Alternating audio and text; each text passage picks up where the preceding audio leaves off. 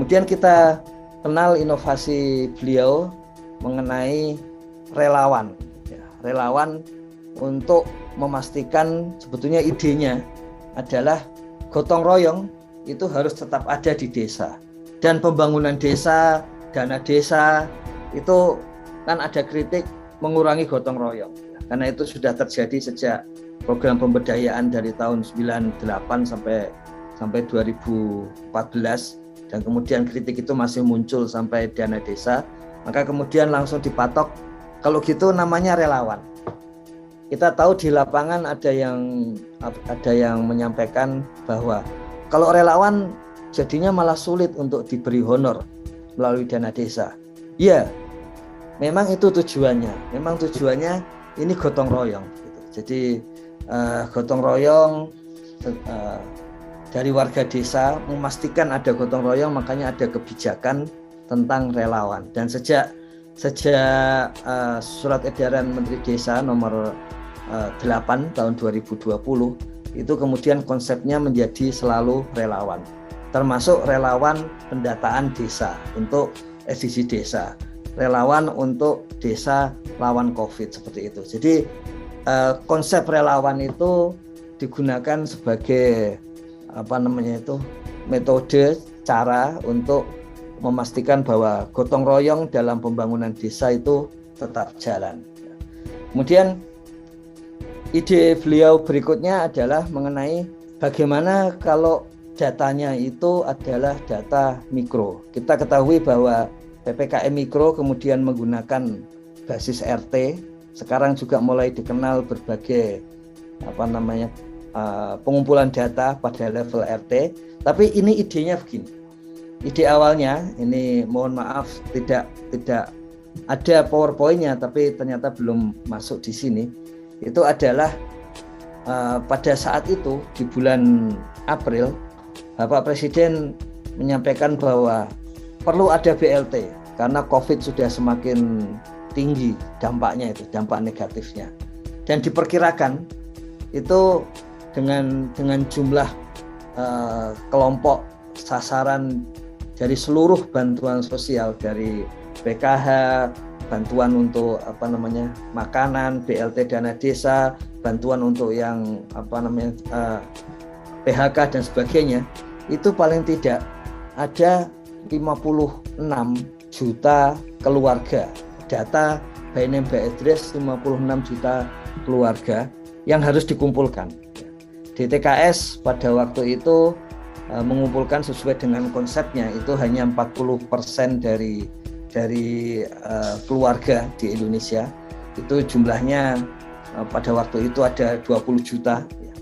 20 juta kemudian mau ditingkatkan jadi 30 juta. Tapi bayangkan bahwa angka itu perlu segera diperoleh dalam waktu 2 minggu. Jadi waktu itu ada hitung-hitungan, seandainya datanya itu harus diinput pada level kabupaten, satu kabupaten itu jumlah penduduknya itu rata-rata sudah ratusan ribu. Kemudian kalau separuhnya saja itu berarti 100.000 lebih. Nah itu diinput oleh petugas dengan satu kali input itu 1 menit per orang, sebetulnya lebih dari itu butuh waktu sampai 58 minggu. Tapi kalau itu diinput atau diisikan oleh tiap RT, waktu itu kita belum mengetahui jumlah RT se-Indonesia, itu desa hanya perlu waktu paling lama 3 hari. Jadi tiap RT bisa menyampaikan sehari, kemudian musyawarah sehari, kemudian hari ketiga kalau masih ada masalah kemudian diputuskan, tapi sudah keluar peraturan kepala desa atau perdes tentang by name by address warga yang terdampak oleh COVID-19 di hari ketiga.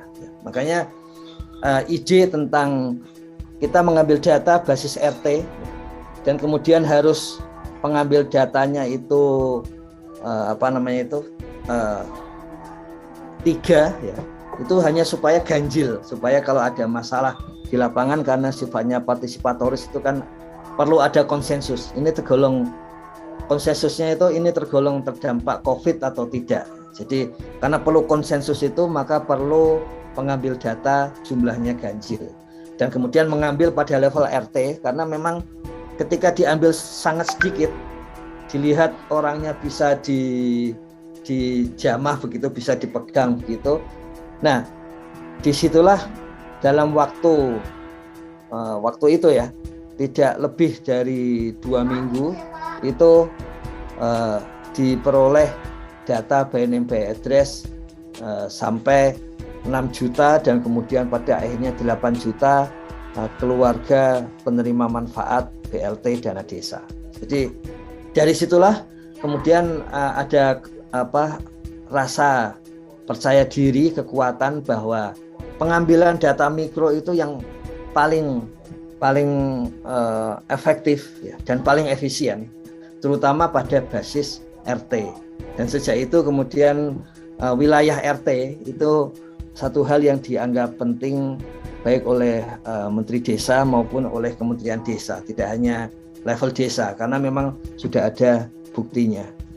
Kemudian yang berikutnya adalah tentang penanganan warga miskin ekstrim. Kita ketahui bahwa penanganan kemiskinan itu termasuk yang sulit di Indonesia, bahkan kalau hitung-hitungannya antara berapa rupiah yang dicadangkan untuk penanganan kemiskinan dengan jumlah warga miskin yang menurun, itu semakin mahal itu untuk penanganan kemiskinan.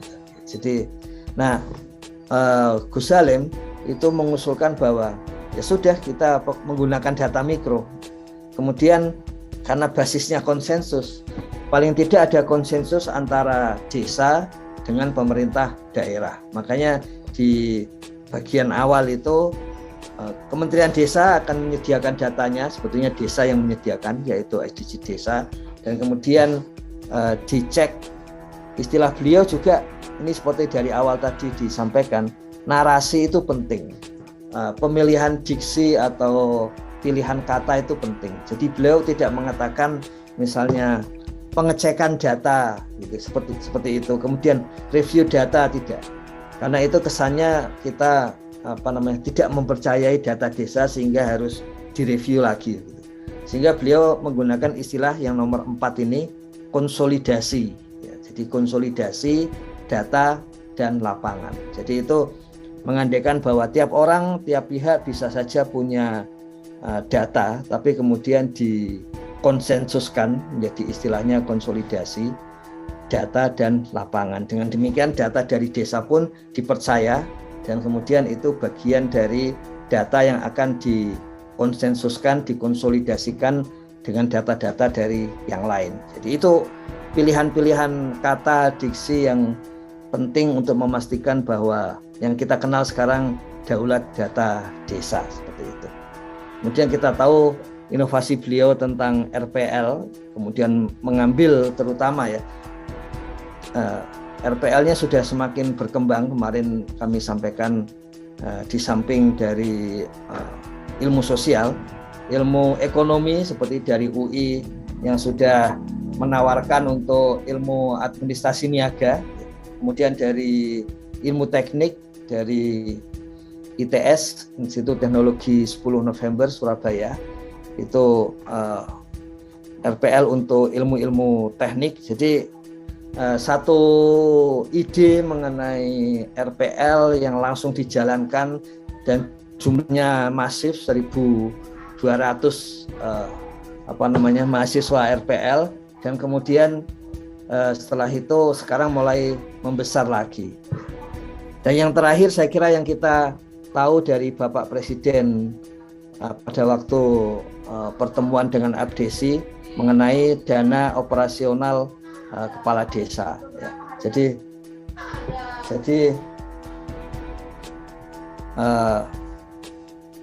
ini begitu Gus Salim punya ide tentang dana operasional kepala desa, langsung disusun satu kajian secara detail dan mudah memang, karena memang datanya ada, cepat tapi detail.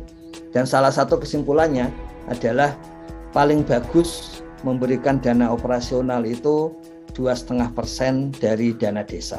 Dan seperti sudah kita lihat tadi, Bapak Presiden selalu membuat keputusan menjadi lebih tinggi lagi supaya lebih bermanfaat bagi warga desa.